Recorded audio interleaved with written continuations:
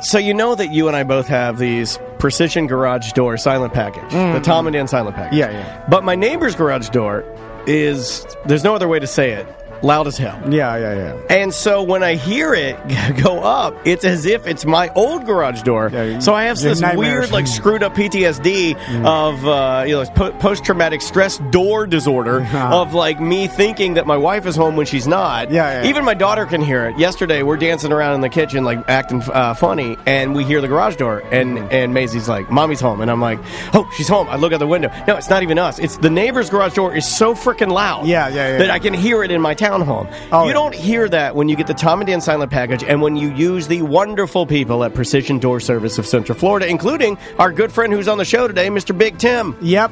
You can call him directly, 407-710-BDMS. That's 710-2367. Goes directly to him. Yeah. My wife's dad, they got a full door with the silent package, brand new motor. Tony Rage has it. You have it. I have it. Seth Petrozelli has it.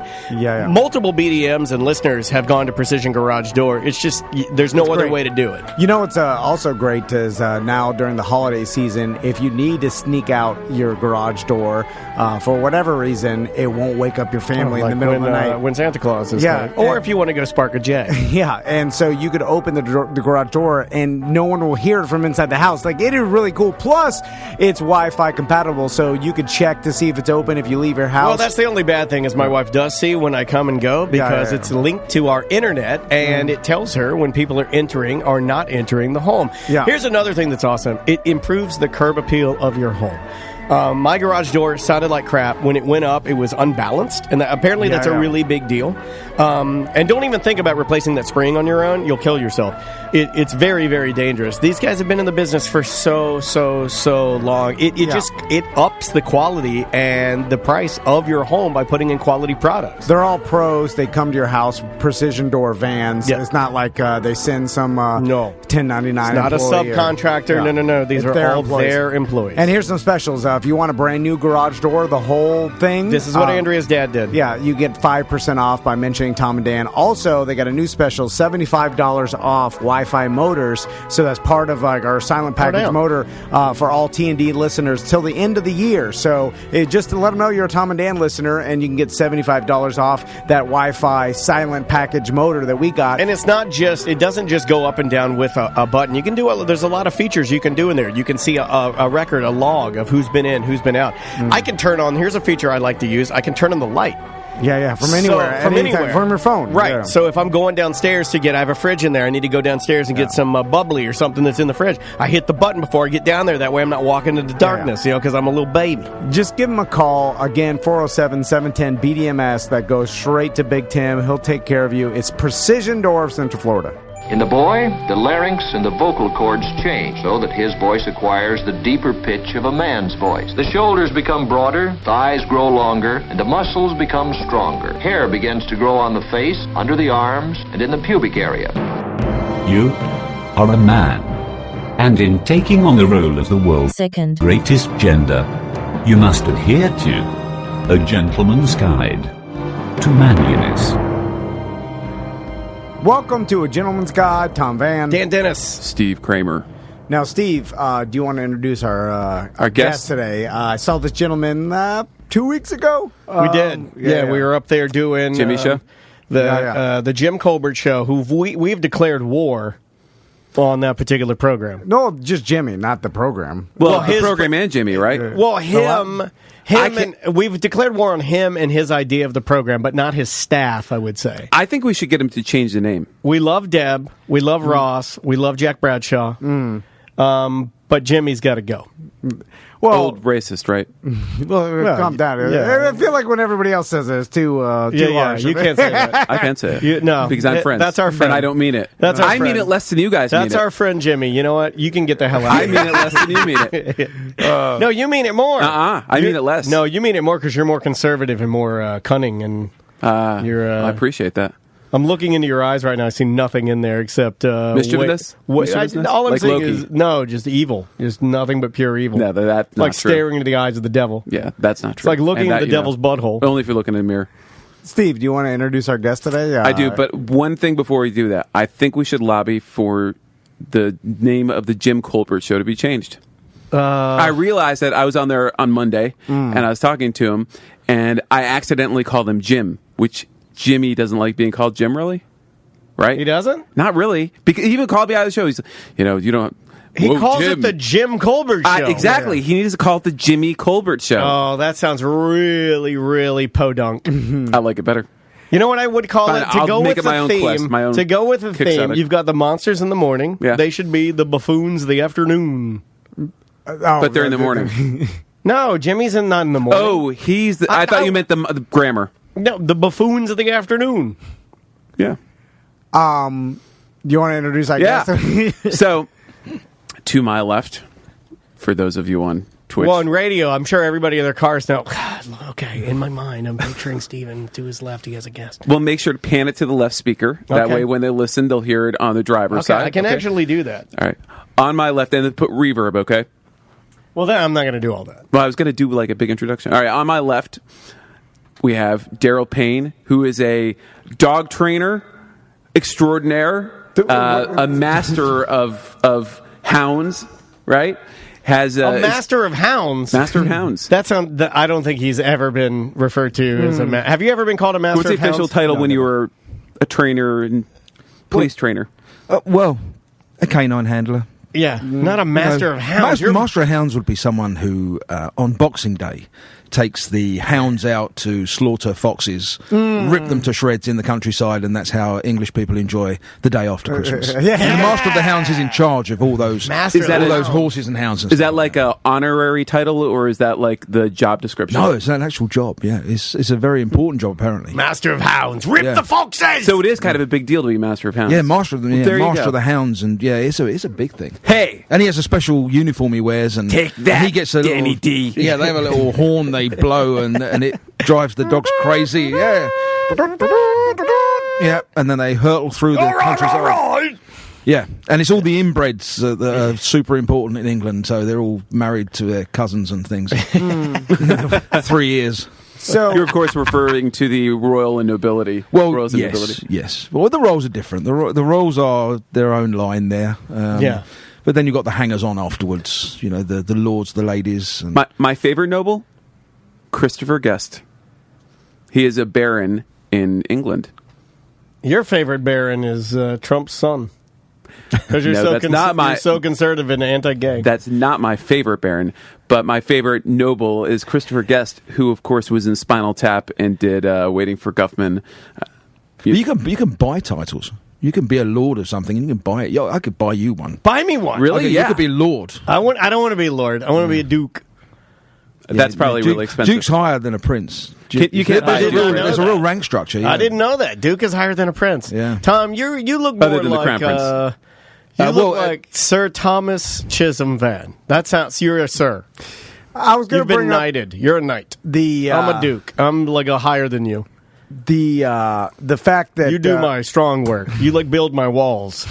a gentleman, I feel like really resonates with me as being English for whatever reason. Like when you say like You've an been beat English over the head gentleman- with like a proper English gentleman. Yeah, or yeah. just being a gentleman is. Well, you know what that is? It's chivalry. Chivalry. Chivalry goes right back to the knights and things like that. And English men are supposed to be chivalrous. We're supposed to save the ladies. We're supposed to, if you're having dinner with a lady, you're supposed to pull the chair out for her and push it in. And then when she stands up, you're supposed to stand up until Yeah. she comes back. That's right. And don't mention where she's gone. You know that Yeah, kind yeah. of stuff. Or when she walks back into the room, or when a lady walks into the room, you stand up for them, right? Yeah, absolutely. Yeah. Yeah. And then you push her chair back in again. And You cannot buy a dukedom, though, right? no, you can't buy a dukedom. Can you Oh, buy an it's like, earldom? I can't. No, it's the lords and that Okay. kind of thing. Like, what does it cost roughly? It depends, it's a bit like buying a star. In all honesty, it's about. I bought a star It one means time it means for a about the girl. I have same, a star. actually. Yeah, Yeah. it means about the same. So, Daryl, tell us a little bit about what you do now. Lord Danny D. Dennis. I like that. And then we'll go back and talk about what you did because even before the show started, we mentioned some things that I got to talk to you about. Yeah. But you have an interesting job now, but you have crazy stories to tell from your previous life. I've got a great job now. Then that's how we should start. Your job now is... Yeah. Well, I'm a dog trainer now, so I train dogs in the home for behavioural stuff. So if a dog's jumping, biting, barking, killing cats, stuff like that, I can rehabilitate dogs and train owners how to handle their dogs. We do group training, so they do a bit agility and obedience and stuff like that. We train therapy dogs. We've got therapy dogs that go out to old folks' homes, children's homes. They go out to we're going to the dispatch, actually, Orange County Dispatch, because they have a tough job. Oh my God! That's front lines, man. Yeah, they listen to a lot of stuff on there that and they're not in a position to deal with it. 50% of the time you're picking up the phone is somebody crying. That's right. Or someone about to kill themselves, or someone does kill themselves. Yeah. Or, the same team actually who were on when Pulse happened. It was the same team when that kid got eaten by an alligator. So I mean, this team was in bits. So these people, sometimes it's good to have a furry hug. So, without a doubt. And your company's name is Puffection? Puffection dog training, yeah. And it's a great job. We meet a ton of different people. We've met people across the board. We met one lady, she was in her 80s. In amazing poise. When you look at someone, you think, wow, you can move, you can walk.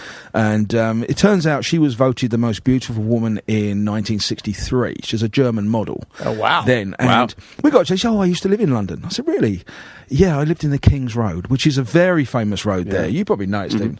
And it was the centre of the swinging 60s. And turns out she dated Mick Jagger. Oh, wow. She was Coco Chanel's bridesmaid at her wedding and all that. I mean, she was an amazingly interesting person. Now she lives in Wekiva. Incredibly interesting person. So we met one guy, his whole job was to drill to the centre of the earth. That was his job. What do you mean? Drill to the centre of the earth? Yeah, they were drilling a hole. He was reenacting Jules Verne. Yeah, as close as they could get to the centre of the earth so they could look at the geology and all the rest of it. I don't think they got very far, to be honest. But that was the plan, was to go as far as they possibly could. His whole job every day was drilling through the earth. And that sounds like kind of a fun job. At least you know what you're doing. Oh, I suppose. Yeah. That's one of the. But it's got to be weird. I'm sure you've had some odd experiences going to people's homes. So I do a lot of real estate and then go to estate sales. And one of the best and sometimes worst things about that is, and I used to do roofing. So one of the best and worst things is you go into people's homes, and sometimes it is really crazy how people live. Like I remember walking through a home and somebody using a barbecue grill inside their living room. Oh, yeah. For heat. I do that right now. To cook and maybe kill themselves. Very efficient. No. You just got to crack a window. Everyone knows. I turn the fan on, crack a window. It's fine. Yeah, there's some strange places. And it goes from one end to the other. I've been into houses which are like $15 million, and I've been into, trailer parks, and everything in between. So, dogs bring everybody to the same level. Yeah. That's the thing. No one's more important than anyone else when we're training a dog. But there's some strange people out there. I went to one place and she was telling me about her rabbit, and I couldn't get out of my mind the sex toy. And so she was talking about this. She said, rabbit. You want to see my rabbit? She said, it's in the bedroom. And I was like, well, probably not. She said, no, you should see it. She said, I call him Thunder. He's big and black. And I'm thinking, big black Thunder the rabbit, So Tom likes Big Black Thunder. And he hides in the closet with a shoulder-mounted Panasonic VCR camera. Like from 1987. Yeah, with the full size. It's a super interesting job. And every day's different. There's some houses that are gross, right? I mean... you give every other show the nice stuff. We want the nastiest. Well, it's like when I was in the police. When I was in the police, there are certain houses that you wipe your feet on the way out. Right. I remember being in a house when I did roofing, and I swear there was about a half-inch of dog hair on every square inch of the floor. Nature's carpet. You could slide around on it like if you were on an ice rink. Well, some places really smell. I can walk into a place and I know one of the problems is the dog's peeing in the house because it stinks of dog pee. Yeah. And then you sit down and you get up like you're wearing a mohair suit where it's just dog hair everywhere. What's the biggest dog behavioral problem that you face daily? Is the main one, I would say. Barking? Well, barking's part of it. Killing cats. Killing, yeah. No, it's jumping. It's hyperactivity. Jumping up. Really, the problems fall into two categories: those caused by boredom, which is the bothering the owner the whole time, barking for attention, jumping up at people, that kind of stuff. What if you have a dog that won't do anything? Well, then Like a basset hound. Well, it's either dead or you've got the perfect dog. So you I should check have the pulse. perfect dog. Tom That's knows. the perfect dog? You'll check the. Well, it depends on your lifestyle. If you're a sort of person that likes to do nothing, then that's perfect. Get an English bulldog; they do nothing. Yeah. They're dumb as a rock. The only time they'll go out for a walk is if you put them on a skateboard. My dog disappointed Tom's family because they dog sat for me, I don't know, a year or so ago. And your sons were completely they didn't like my dog at all because my dog does nothing. And he barely walks. He never barks. He's not going to growl. He's not aggressive at all. He's so sweet. He's like the sweetest. All he wants to do is just kind of lay near you. He doesn't even need to, like, he likes to be, pet me, please, rub my belly. Yeah. But if you decide you don't want to do that, he's not going to continue to beg for it. He understands boundaries and he doesn't do anything. Yeah. And It's a good dog. He's a great dog. Yeah, but sometimes I wish that he would do something dog-like. If you're You need doggy cocaine. Yeah, like Doggy catnip. speed. Get him a puppy. That'll wake him up. I was thinking about doing that, but then the vet that we talked to was like, "Why would you ruin a good thing? You got a good thing going." And then the new dog's getting all the attention, getting all the love. Maisie's all up in the new dog, and this is her best friend, man. Like, they are like completely inseparable. If you've got a great dog and you get a puppy, then the great dog teaches the puppy all the good habits. That's right. it. So some people will buy dogs they'll get dogs 4 years apart. So when one matures a little bit, and then the other one dies off, and then the other one's keep that in good. mind. And, so that's a good period. So if you've got a good dog, it's a nice time to get. Yeah, he's a great dog. I don't want to get in the way. I know Tom's got a ton of questions, so I want to make sure and give you a full free lane I have here a ton of questions. to ask. Go ahead, Kramer. No. No, wait a minute. Is this a question off? Because I said Tom has a lot of questions, and then I heard Kramer had his feelings hurt. He's like, I have questions too. That's not exactly how I said it. That's kind of how you said it. No, do a better impression. I have questions too. That's not exactly how I said I'm a it either. baby. That's not even close. Yeah, it sounds just If like you're going to do the voice, do it right.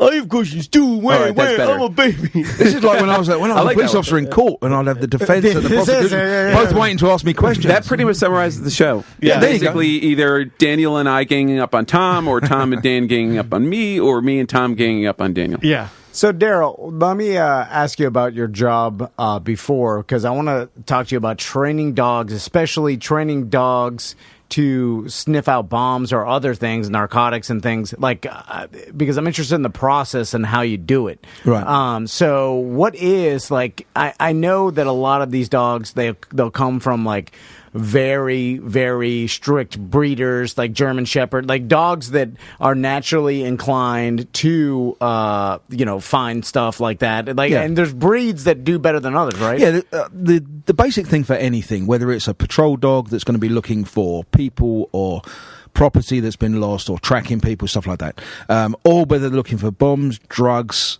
guns, anything at all, the basic premise is the same, and that is that they have a high work drive.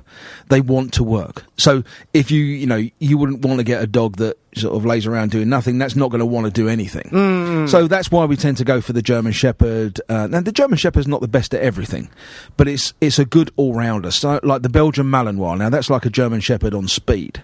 Higher drive, which is why the military use them a lot. For bombs and drugs, we would use Springer Spaniels, Cocker Spaniels, and a cross between the two, which we call a Sprocker. So very, very high energy dogs. They're just crazy. You just sort of point them and go, and they work much faster. We use labs as well. Okay, so is it really the that's interesting to me. So it's more important that the dog is just like motivated rather than like its actual sense of smell, because all dogs have about this. I mean, is there one that has like extraordinarily superior smell? Yeah, I mean, if you look at the scent receptors in the dog's nose, down at the low end, the smaller dogs have about 120 million scent receptors. We've got 5 million. Up at the top end, that's where we've got the bloodhounds. They've got 300 million. Whoa. Now, bloodhounds, I wouldn't have a bloodhound as a pet. because they just want to sniff everything all the time. Their nose is on the floor the whole time. They could care less that you're there, really. They're just looking to smell stuff. So, it's very good for tracking. They'll track people that have been gone for 5 days up into the mountains in Canada and stuff like that by following... First Blood, they tracked him? Yeah, they follow the parcels of scent.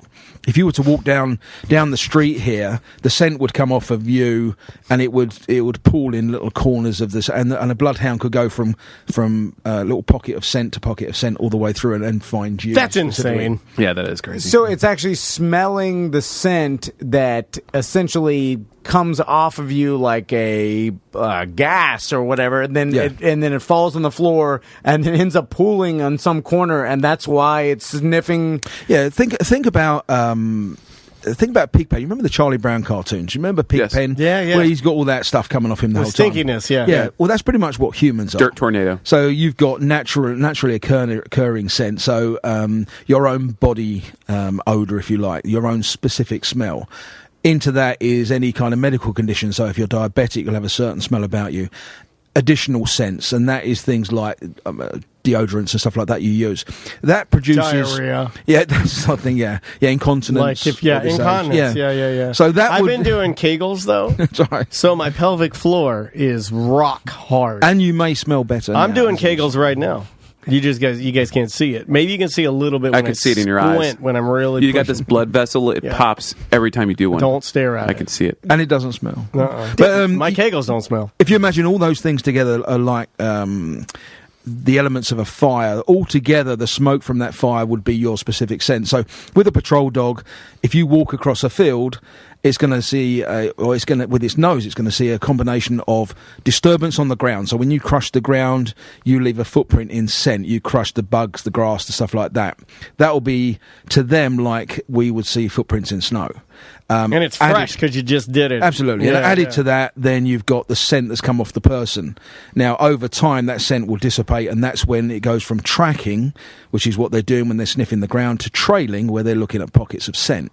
Now, if you were hiding from my police dog, your scent would be picked up by the wind, and he would pick up, they call it a scent cone. Imagine you're standing in a corner, the scent comes off you in like a cone shape. As it dissipates, it gets wider.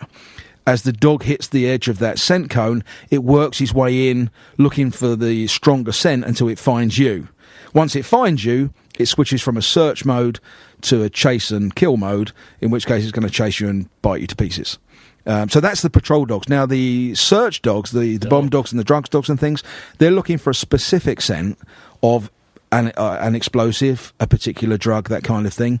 And it's based on an association. So they know, when I smell this smell, I get my reward. So it's a reward-based thing. They're looking for their toy. Dogs aren't looking at... Dogs aren't drug addicts. Yeah. What they're doing is they know, I smell that, I get my favourite thing. Because they live for a tennis ball. Execute tennis ball. Absolutely. Mm-hmm. Yeah. So, tennis balls are almost more popular with dogs than with tennis players. Yeah, I think they are. Because it's like the only thing that my dog, my dog that I just told you about that literally does nothing, but if I pull out a fresh tennis ball, and he likes the fresh ones, he doesn't like them once they get matted down or dusty or whatever. Yeah. He likes a fresh one. If I pull one out, oh man, he'll... When you pop the container, he goes...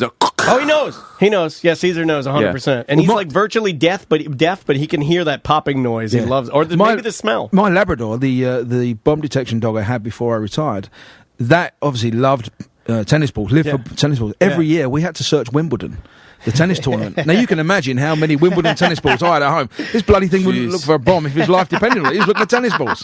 That's awesome. That must have made it tough doing a search of Wimbledon, though, right? Because it must have been easier for him to get a tennis ball. I never thought about that. Finding a bomb at a tennis tournament might be that's like harder or easier. I don't know. That's like a bomb-sniffing dog's worst nightmare, right? Maybe it's the trader's worst nightmare, the dog's best dream. It's just a distraction. It's the same with a Labrador. You don't want to search a banquet with a Labrador, because they want to eat everything. Right. We had a Labrador that took a chunk out of a royal wedding cake once. So. Which royal wedding cake? Good for him. That was Edward's. Edward, when he married Sophie Rhys-Jones, a dog had a little chomp out the wedding cake there. Now, so based on what you're telling us, I mean, you might fit the dog for the situation, right? Yeah, absolutely. Yeah. So you would not bring a lab to a banquet for bomb sniffing? Well, you would, but it's harder to handle. You make sure they eat ahead of time. Yeah, yeah. And the other thing is, we didn't use the little beef Wellington ahead of time. Yeah, I didn't know spaniels were that good because my mom and dad used to they're breed. amazing. Used to breed spaniels. Yeah, they're incredible. They were a little aggressive though. The cockers can be a little aggressive. Yeah, cockers. Yep. There's a whole thing for cocker spaniels. It's called cocker rage, and it's almost like there's some suggestion maybe their brain's too big for their head or something, but it's almost like an epilepsy where they go from nothing to a full-on attack of the owner, and then afterwards they go into like a daze, and it's actually called rage syndrome. It's like a fugue state. But cockers get it more than anything. Any spaniel can get it, but cockers get it more than anything. Well, they were super loyal, but if you got near like me as a baby or my mom especially, like they seem to gravitate to my mom the most. Yeah, they become extremely aggressive. Dogs can get very protective over families, but yeah. So, question, and you have the breadth of experience to know about this. Do you see like a distinctively different popularity in breeds in the UK versus in the States or other countries you've been to? I would say it's fairly similar. There are breeds I don't see here very much. The red setter, the Irish red setter, I've probably seen one or two here, whereas they're very, very common in England. England, the most common dog in England is a Labrador. Really? Yeah, everyone seems to have a Labrador, especially gentlemen. Gentlemen all have Labradors. The Queen, she has corgis. They run amok around the palace, just peeing everywhere. But her actual dog, she's got two black Labradors, that are her proper dogs. Wait, so the corgis aren't like her pet dogs? Well, they are, but they're not trained or anything. They just when you go into the palace, the Queen and Prince Philip's bedrooms are 10 rooms apart. So you've 10 rooms. 10 rooms apart, yeah. You've got her bedroom. That's like a different wing. Yeah, her bedroom, her dressing room, her office, and then her changing room, then her office. And then there's a room in the middle, and that's where the corgis live. That's their room. And then you've got the opposite, the other side. So you've got then Prince Philip's office, his changing room, his bedroom, and all the rest of it. So what they do... Can they see each other's bedrooms? Like on The Crown, I think I've seen it where they could see each other or they sleep in the same bed. Yeah, no, they're a long way apart. Did they ever sleep in the same bed? Well, I guess they must have done at some point. Yeah. I mean, only for fun. Right? Well, there must be like a logic to that. Like they used to sleep in the same bed. They are known for having a good relationship with each other, at least the way it's portrayed in I the kind of like that. press. It'd be nice if to go to my wife and be like, my room, your room? You know? Yeah. Like, it'd be, Corgi's room? Yeah. So there must be a benefit. Really My point. Like if you have the means, like in here. if you have the means to do it, is that the secret to like? I think it is the living secret. to be 100 years old and healthy. There is something to the distance being. You know, what absence makes the heart grow fonder. I mean, there is something to some distance. Well, I think I remember they're in their 90s, so... leave them alone. Come on, Steve. But in the morning, they let the corgis out, and the corgis run around these enormous hallways full of priceless art, peeing all over the carpet. So carpet. Why would you have carpet there? No, you got to do tile or marble. It's the royal palace. Or the bones of other countries you've conquered. No, it's plush carpet soaked in dog pee. Yeah. How do you can't get that pee out ever. No, you can't. So they must replace it. Yeah, and it's made worse by unlimited money. Our bomb detection dogs go in there, and of course they pee on top of that pee as well. Does it stink though? Yeah, well, no. It gives me great pleasure that the richest people always have dog pee hallways. A rich wife with a bunch of tiny little pee-pee dogs that pee-pee their whole mansion up. Well, they got somebody to clean up and chase the dog around. The beauty of having even though you're rich, you got tiny dogs pee-peeing everywhere. And the beauty of our quaint little houses is they're not big enough to get pee-peed up. Why carpet? Well, if you could have dogs peeing everywhere, that just seems like a bad setup. They don't care. The Queen's not that fussed about Buckingham Palace. She calls it her office. You know, she loves Windsor. She loves Balmoral. You know, she's got a ton of other places she likes better than Buckingham Palace. So that's just her office. So she really doesn't care. They run around peeing everywhere, and you know. So what's the difference between the corgis and the labs as far as the relationship with the Queen? The corgis are almost like decoration. They'll hang around with her, and you know, and she loves them. She does love the Welsh corgi, you know. It's almost a symbol at this point. Yeah, right? but when she goes out, you know, they go shooting and things like that, or she goes walking in Scotland and stuff. She's got her Labradors with her.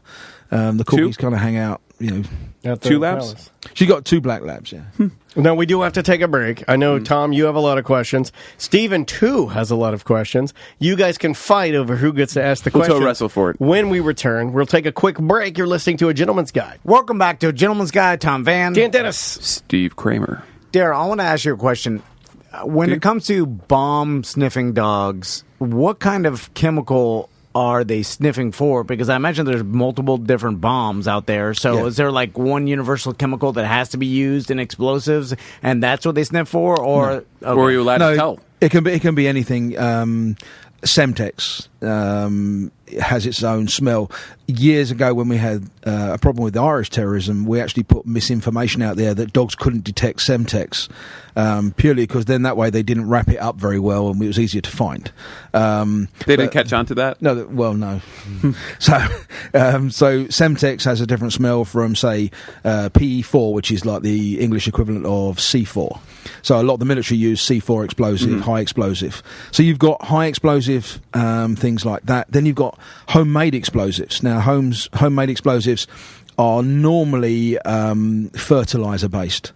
So they'll put ANFO, which is fertilizer with fuel oil, things like that. And then you've got the really dangerous stuff, which is the stuff that they get off the anarchist cookbook and stuff. A lot of the Islamic extremists will use HMTD, which is hexamethylene triperoxydiamine.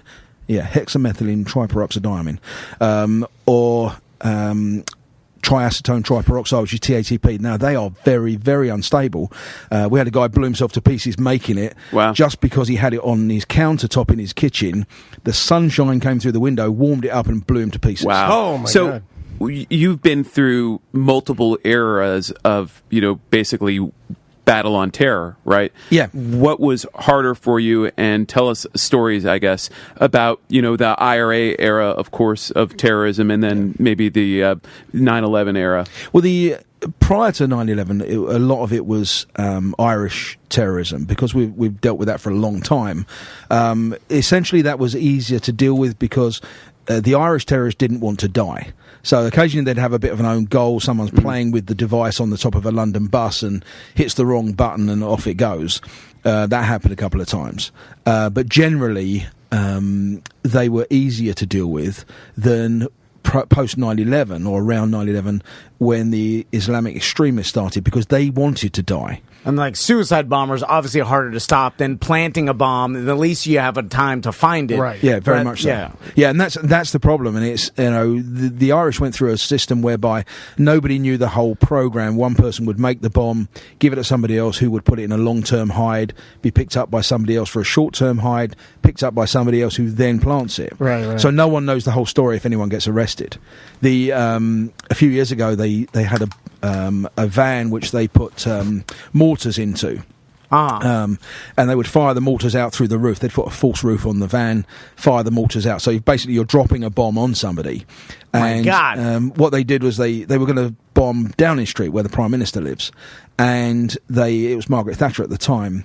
They set everything up, and one guy's job was to mark the road where the van was to be parked for the proper trajectory, because it's very mathematical to get it right. Sure. Shooting a mortar out of the a false van, roof, over, I'm sure, a long distance, because you shoot a mortar pretty far. Yeah, right? and I'm surprised it's not used more, actually. But what happened with this one is, just by chance, it snowed overnight.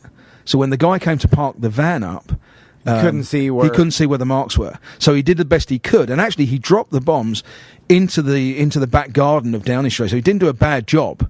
Wow! But there's a story of the bomb disposal guy there who they had their office was opposite Downing Street. He ran across and found this unexploded mortar in the back garden, and so he straddled it. He straddled it to keep it secure while he disarmed it while it was. Oh no! But then he realised as he was doing it, it was getting hotter and hotter on his groin. He's now sitting there with his manhood on the bomb, and it was getting hotter and hotter. So now he's shoveling snow from nearby down his pants to cool his genitals while he's diffusing a mortar. Did he straddle it just in case it went off? The shrapnel would just... No, he straddled it to keep it steady. So, so he could disarm it. Yeah, because it was still fizzing, and there's some balls to do that. Yeah, no. I won't even stand near a mortar if the fuse gets then burns out and it's close. I'm just like, I'm gonna give it. I go inside when I light a black snake. I picked one up by accident in 1984. I was fairly new in the place,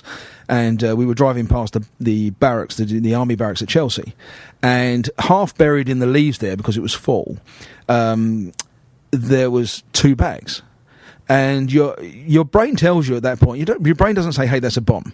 Even though we're in the middle of an IRA campaign, they don't tell you that. Your brain says, hey, that is obviously stolen from the coach station up the road and is full of someone's clothing. Yeah. So we went over 2 bags. I did just about everything wrong I could do wrong. You're not supposed to pick things up. You're not supposed to use your radio over the top. And because it could interfere with whatever. Yeah, it can set it off. There's oh my God. There's various different ways of igniting a bomb, even light. So they can put a bomb inside a cupboard. You open the door, the light comes in, and that sets the bomb off. So you're not supposed to touch them. So I picked this bag up, opened it, and there was like a black trash can liner inside. So I opened that up as well and realised actually it's all wires and it was 40 pounds of Frangex, and there were 5 detonators in that.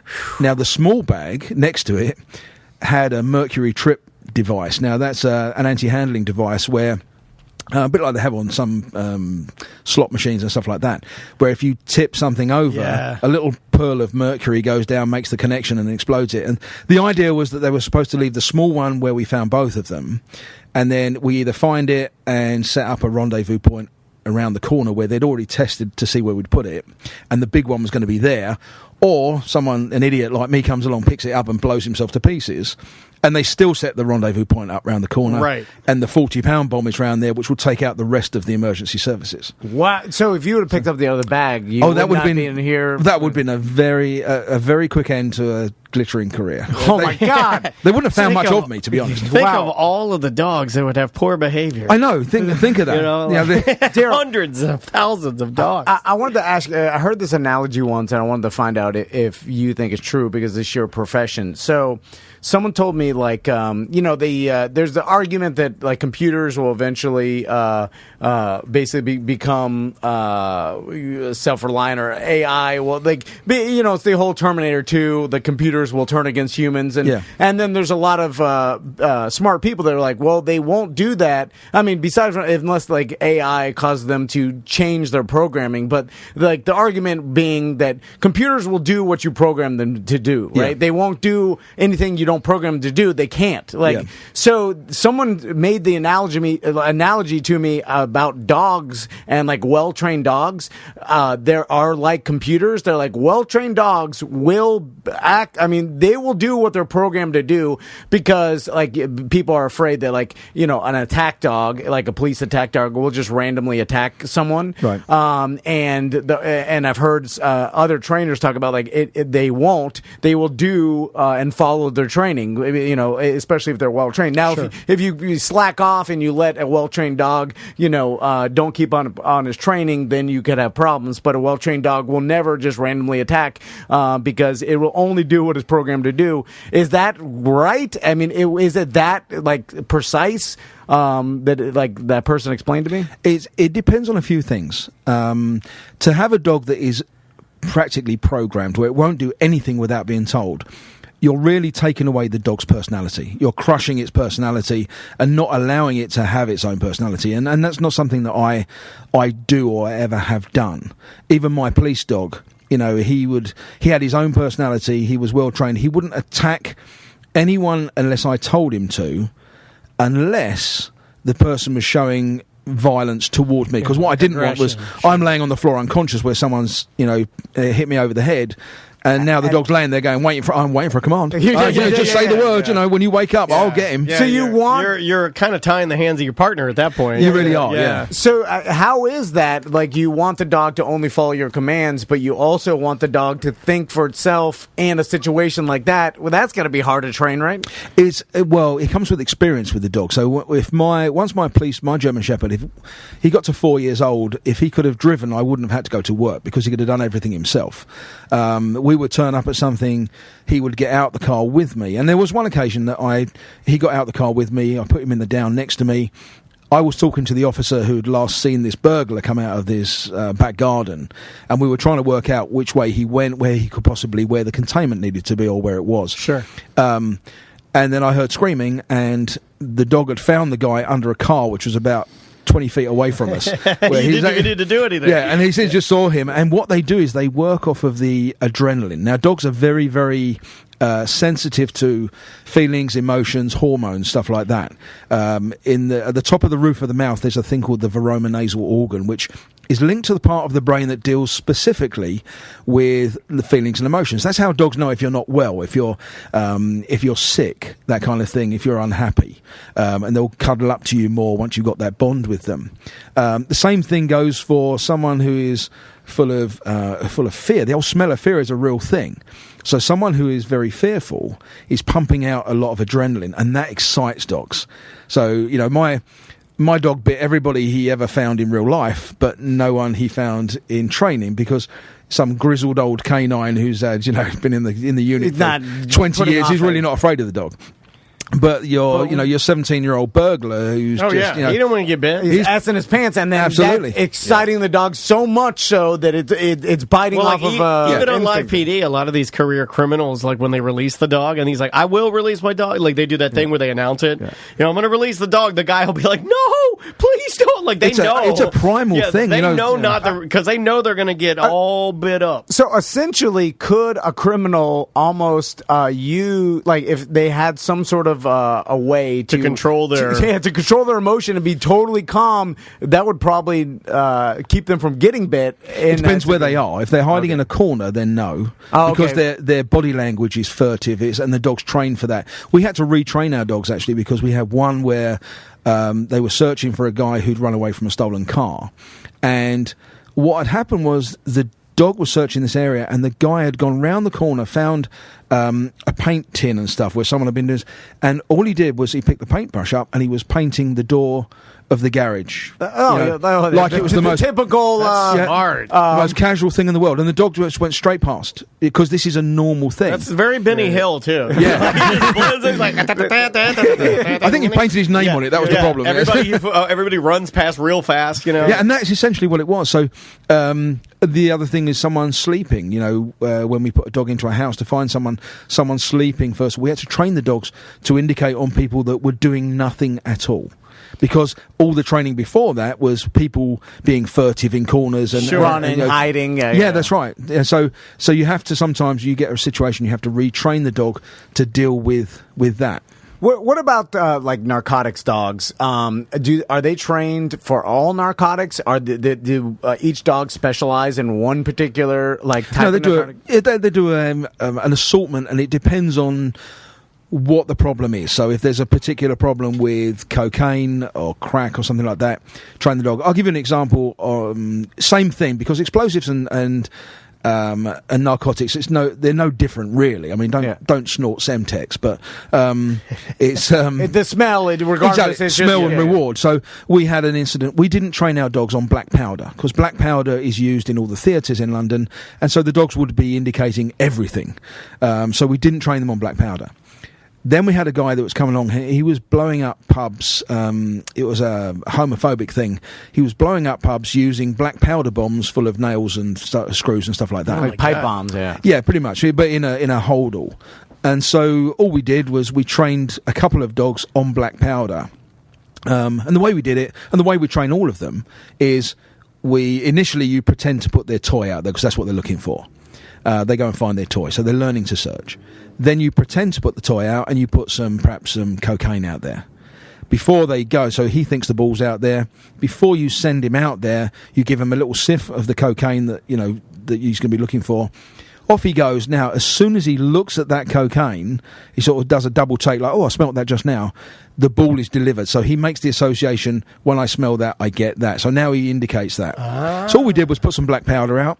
He hit the black powder. We supply the reward. So now he's looking for black powder. When the guy was arrested, convicted, and went to jail, then we put the black powder out. When the dog indicated it, he wasn't rewarded, he was pushed on. So now we've told him, no, he's wrong to indicate that. So he gets that. So you can take scent away, and you can add scent to it, by his version. Okay, when I smell that, I get that, or when I smell that, I don't. That's awesome. Have you ever seen a dog get it wrong? They must false alert sometimes. Yeah, I mean, who knows what they're looking at? I searched a synagogue in London once, and there was a wooden bench there, very, very old wooden bench, and my dog did a full indication on this wooden bench. I smell Jesus. So and there was no, I mean, Or Mohammed. when you're looking at hiding bombs, you're looking for voids. You're looking for something you can put a bomb inside. Yeah. So we brought another dog in, and he did the same thing. Full indication on that. When we brought the electronic sniffer, so it gives you a reading of explosive. It was reading very low, like 5. Now, normally it wouldn't do any whistles and bells till it gets to 100, but it was registering very low. And in furniture polish, there's a trace amount of TNT. And so over the years, they'd polish this bench, and in sufficient amount of TNT for the dog's nose to actually pick it up. That's how good their noses are. Wow. That's nuts. crazy. That leads me to my impressive, my too. last question is there any way to really hide from dogs, like the scent of a narcotic or a bomb, or because their noses are so precise and they're smelling such a minute, like, for instance, if someone, like, you see this every once in a while on TV shows, someone's welding, like, cocaine in the frame of a car, right? Right. And then, like, they're welding it in a square tube, so literally it's welded on all sides, it's sealed by metal inside a tube, and maybe they wash it and whatever, and then you might even deodorize it in some way. Yeah. Try to hide, like, you always see the coffee, which I was going to ask you about, like hiding stuff in coffee to try to. Yeah, throw we out used the to work scent. with a guy put his weed in a coffee can before he got on a cruise ship. It's like, why are you bringing your own coffee on a cruise ship? A big thing. Does any of that matter? Because no matter what, there's some sort of trace. It'll cut through, right? I mean, they're smell. looking for one thing out of a million different things. All they need Molecule.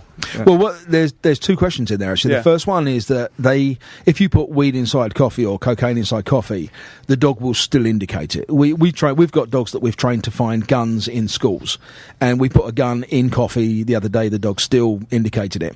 The reason is because they smell things differently than the way we do.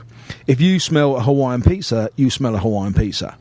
What they smell is every single individual ingredient in that pizza, including the various ingredients in bread, separate from each other. So they can separate scent. So they can smell the gun oil inside coffee. As well as the sugar, the yeast, the flour. So they'll pick out one scent amongst all others. Baking powder, all of it. Yeah, oil. Yeah. That's it. So that's the first thing. The other one, what was the other question? Well, could you particularly? Can you hide it? Can you hide it? Like, if you weld it, is it sealed? Like, I mean, you see people try to seal their drugs as much as possible to the point where you weld it inside a steel box, and essentially there's no way for any smell to get out of here. But even though the drugs were near there, like some sort of residue end up being on somewhere, and they were alert. The thing with when people are hiding things, they tend to have it all over their hands and that kind of stuff anyway. So it would have to be very, very sanitized in order for no scent to come out. If no scent can come out at all, then the dogs won't be able to hit it. The less scent that's available, the less they're likely to hit. So there's a thing called TN 500 back in the 80s. It was a Yugoslavian explosive. It was hermetically sealed plastic with TNT inside it. And the only way that dogs wouldn't indicate that, because there's no smell coming out of it because it's hermetically sealed. When you set the bomb, the detonator goes into a hole or it breaks a seal at the top in order to go into the TNT. So then the bomb is live. So dogs wouldn't be able to do that. But what we did was we trained the dogs to find the specific plastic that it was in. Wow. So generally, that's crazy. And then to hide from, say, like the patrol dogs and things, we worked with the British Army, the British Special Forces, who wanted to know exactly that. Someone was trying to sell them special spray that disguised their smell and stuff like this, which didn't work because the dogs could come through it. So the only way we could get them to defeat a search dog when they say they were behind enemy lines was really they had to slaughter something like a cow, slit open its stomach and get inside. Really? And even then, the dog would still smell the person, but what you're defeating is the handler. Because the dog's gone over to this dead animal, and the handler assumes the dog wants the dead animal, so it calls the dog away. Huh. So you can't. Why do you want that food or that other? So the dog is right. Whatever. It's just the handler. Humans are flawed. Yeah, when I'm setting up my search dogs for the guns for the schools, I'll often put a gun underneath, some snacks, that kind of thing, because early on the handlers will come along, the dog goes over to the snacks, they immediately think you are eating, you're trying to eat the food, they call the dog away, and they've called the dog away from the hide. So you can't defeat the dog, but you can defeat the handler. Wow, that's super interesting. And with normal service dogs, like how long are they good for until they reach an age? It's kind of like anything, like where they're like, oh, it's time to retire. Aged like, out. Yeah. Like, are they good for like between what ages? Well, we tended to start the training around 12 months. Okay, and they would normally work until they're around 8 years old. That's a long time, I feel like. Yeah, I mean, in this country, they tend to work them a little longer because I think there's more budgetary restraints and that kind of thing here. In England, we had a lot more police dogs. When I first joined the police, we had 300 patrol dogs. Whoa. Wow. That's a lot of officers, man. Yeah. Wow. So our bomb dog section was the largest dedicated bomb dog unit in the world. But so they tend to work them a little longer here, but their hips start to go. They're doing a lot of jumping. They take a lot of hits. Yeah. A lot of the military dogs have. They'll put titanium teeth in, which I thought was cool because my dog lost one of his canines, and I thought it'd be cool to have a titanium tooth in there. But very gangster. Yeah, would be cool. It's very But good. the dentist explained to me that the titanium is stronger than bone, so when he crushed down at their bite pressure is anywhere between 300 and 400 pounds. They crush down there, the titanium will go into the bone and destroy the jaw. And I said, well, what about the military dogs? I know in the US they use titanium teeth, and they said, well, that's because the dogs don't last very long. But really? Really? Wow. Yeah, they're in sort of behind enemy lines. They're Bad situation. Yeah, and they're not expected to retire. Sure. It's more of a tool. Yeah. Well, yeah, that's sad, but Yeah. I guess I understand it. Daryl, I mean, that's probably the most risky duty you could put a dog on. Oh, I mean, they jump out of aircraft. They free fall with the dog attached to them. So you can see on the internet, they've got these little goggles on the dogs, and they're strapped. A bit like a bit like the tandem jump, free fall jump. Yeah. And they'll do the halo jump. They'll come out, and high altitude, low opening with the dog attached to them. Navy SEALs and bums love putting goggles on dogs. They do. It's a wide little known range. fact. It's a wide range. We got to get out of here, so plug some stuff, my friends. Daryl, where can people find your business, get a hold of you? You can call us on 407-456 1066. Pennies at the end of that one. You can go onto the website at perfectiondogtraining.com, or we've got a Facebook page if you want to join that as a member. It's Perfection Dog Training, the USA members page, and we'd love to have you. Awesome. Also, if you want to use my Kramer Law Firm, one firm for life. And so we use Daryl as our dog trainer. We've done his classes. We've done in-home visits. I want to get you back we need to get him back to talk about the Royals, because I'm fascinated with that whole pomp and circumstance, and I love it. Very bizarre to me. It's like so old school that's happening now. It's crazy. Yeah, it is absolutely crazy. So they trace their roots right back to William the Conqueror, and they're a very interesting family, very dysfunctional, but very interesting. Yeah. I mean, it's like I started watching The True, rich. where they started tracing it from from Germany and different areas of coming in, and how it formed itself through certain marriages, and it's real trippy. All right. Thank you guys very much. We will see you next time. Yes, sir.